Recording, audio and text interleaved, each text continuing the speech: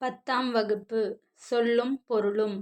முனிவு, சினம், அகத்துவகை, மனமகிழ்ச்சி, தமர், உறவினர், நீபவனம், கடம்பவனம், மீனவன், பாண்டிய மன்னன், கவரி, சாமரம், கவரிமாவின் முடியில் செய்த அரசு சின்னம், நுவன்ற, சொல்லிய, எண்ணா, அசைச்சொல், முச்சி, தலையுச்சி கொண்டை, பண்டி, வயிறு, அசும்பிய, ஒளி வீசுகிற, சிலம்பு, கிண்கிணி, காலில் அணிவது, அரைஞாண், இடையில் அணிவது, துணர், மலர்கள்.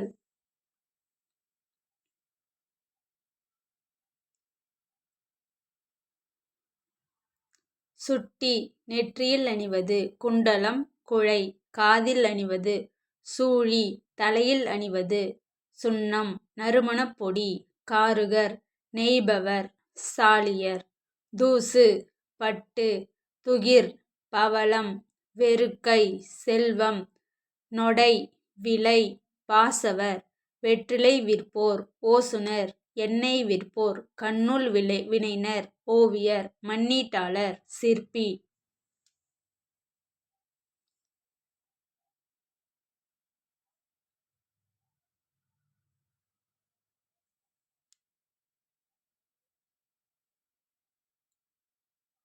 கிழி, துணி, சேக்கை, படுக்கை, யாக்கை, உடல், பிணித்து, கட்டி, வாய்ந்த, பயனுள்ள, இளங்கூழ், இளம்பயிர், தயங்கி, அசைந்து, காய்ந்தேன், வருந்தினேன், கொம்பு, கிளை, புழை, துளை, கான், காடு, தேம்ப, வாட, அசும்பு, வாழும் வழி, ஓர்ந்து, நினைத்து, கடிந்து, விலக்கி, உவமணி, மணமலர், படலை, மாலை,